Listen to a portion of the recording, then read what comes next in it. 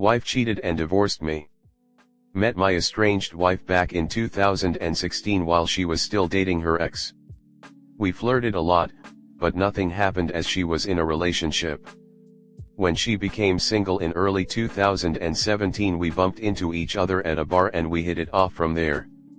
We were exclusive within a few weeks. She was in med school at the time we began dating. During her last year of that she basically lived at my apartment. Once she began residency a few hours away I would visit her every weekend, and eventually moved in with her in January of 2019. I proposed to her at the end of 2020. We had very few, if any, issues prior to the beginning of 2022, when wedding planning was in full swing. We had pushed off our wedding date to allow her to finish residency, and for me to complete nursing school, without any added stressors. Things began to really turn in the spring of 22. I'm not big on being the center of attention, so components of the wedding were giving me anxiety. My soon-to-be ex was the complete opposite, and she said my anxiety gave her anxiety, and prevented her from looking forward to our wedding. We moved in June of 22 for her fellowship. She seemed to have a major personality shift after this. She got a bump in status and pay, a big office, etc. I was still a CNA finishing up my nursing classes remotely and studying for my NCLEX. We married in September and immediately she went off birth control so we could have a child this year. I passed the nursing board a month later. This is where things really deteriorated. My hospital let me go a week before my boards knowing I'd likely quit once I passed my boards. Even though I'm a male nurse, I struggled to find work because we lived in a predominantly Spanish-speaking area, and I know zero Spanish. This put me into a depression. I was now unemployed, and far away from friends and family after moving for her career. I stopped doing things with my wife, not completely, but not as much as I had been.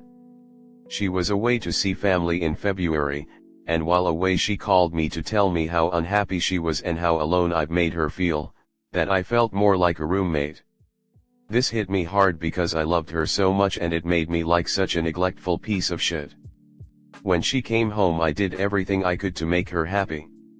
I had found a job by this point, but anytime we both had free time I looked for activities for us to do together. We had started couples counseling also, at her suggestion. However, after several weeks I felt that nothing I was doing was making any difference. Two big red flags emerged: clinginess to her phone and she went back on birth control. I woke up before her one morning and checked her phone. Sure enough, I found what I expected. She had been texting a coworker. A lot of very intimate conversations, nude photos, planning meetups, concocting lies to tell me and AP's girlfriend. I immediately woke her to a "what the fuck is this," and then more or else went nuclear on her for an hour. I also sent AP a barrage of threatening texts, which greatly upset her, as she admitted she had developed feelings for him. I calmed down and we talked about working on things, and that we should just keep this to ourselves. I agreed to this, but after a couple hours I broke and told my brother, my closest confidant, everything. He had already been aware that she was unhappy before my discovery of the affair, and was helping me find ways to improve our relationship. I could feel him seething on the other end. He told me this: "You need to get the fuck out of there, I'll fly out and help you pack, but you need to ditch her ASAP." I didn't want to initially, but seeing how upset she was about my threats to AP, she took this very personally, and how distraught she was over me telling my brother, I agreed to leave. We agreed to continue marriage counseling remotely while she wrapped up her fellowship. I moved back in with my parents and began working immediately. Marriage counseling continued for several weeks until it became clear she was just stringing me along. She told me she was having trouble getting over the things I said to her after my discovery. I told her I was sick of her shit, and she then said she was going to file. She made good on her word. A few weeks later a co-worker of hers reached out to me to tell me she was openly with AP at work, meaning the affair only continued to accelerate after I left. She was simultaneously also pretending I was still living with her, happily married and all, so her co-workers all thought I was aloof to her infidelity. I'm still very heartbroken by all of this. I adored and loved her for years, we had a life planned and we were just getting started on it all, only for her to blow it up because I was in a funk for a couple months. I've been hooking up with a couple girls, but it doesn't satisfy me at all. I feel like there is a void in my life now. I'm only 33, but I hate that I have rebuilt my life. Anyway, that's my story. Comment. If it's any consolation, she will be cheating on the new guy when he doesn't seem so shiny anymore. This is really common for professional students. They rely on a partner all through school, take their money for living and tuition, and then try to level up with another doctor or lawyer right around graduation and be rich people. My wife did the same thing over 30 years ago. In my experience, the cheaters get their karma pretty quickly. They both soon realize they are with people who are clearly capable of cheating to level up. The lack of trust will eat away at their relationship like acid, and the odds of failure are catastrophic. My advice is accelerate the divorce as much as possible, and ask for a huge settlement to compensate you for the time and money spent helping her get the degree. And finally and most importantly, tell everyone who will listen the actual story with all of the salacious details. If you don't, she will concoct a revised history which makes you the bad guy. This comment gave me chills because I suspect this is what my fiancé will do to me one day. He has let women flirt with him and he claims that they are being friendly, meanwhile 75% of my paychecks go to him completing school. I used to be so supportive of his dreams, but how I feel like a roommate and he can't seem to respect my feelings if he criticizes me. He is mature about his career but immature about handling basic feelings. Document all that money you're spending to pay for his education, and check with a lawyer on what your options are if he does leave you when he graduates, can you sue him then, etc.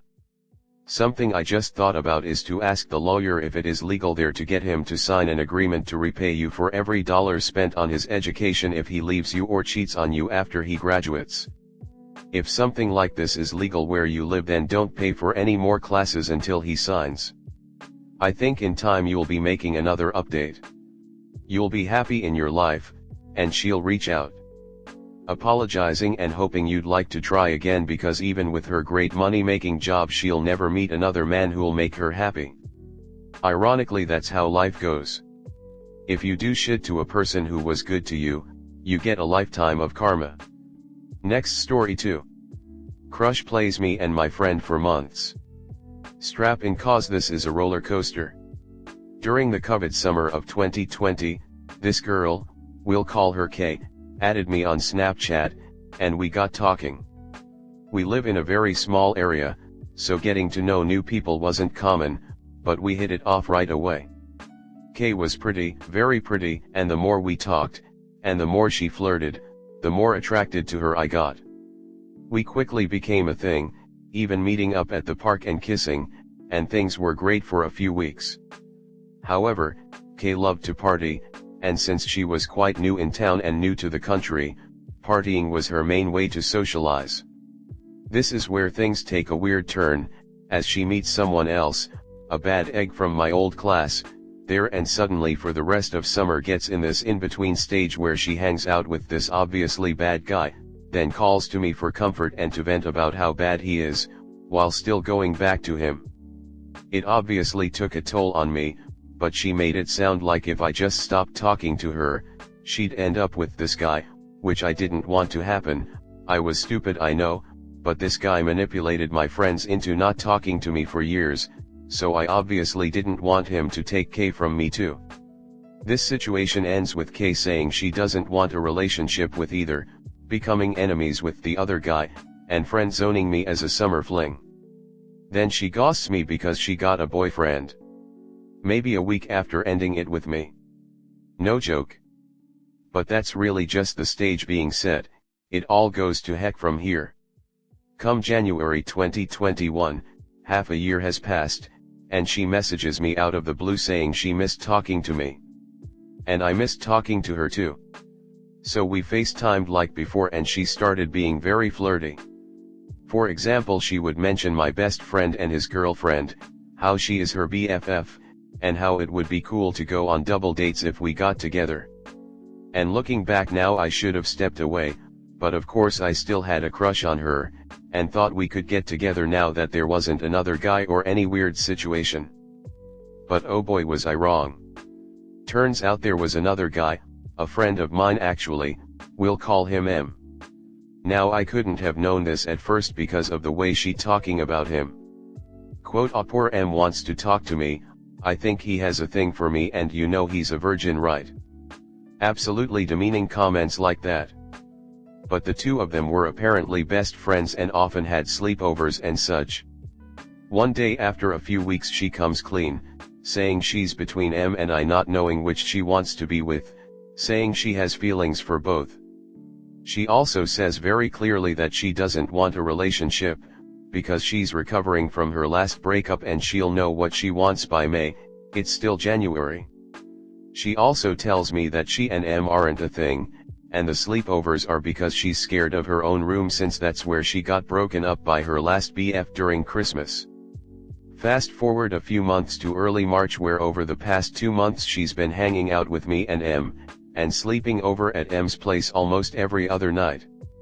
I start getting the feeling that I've been played and I confront Kay about it.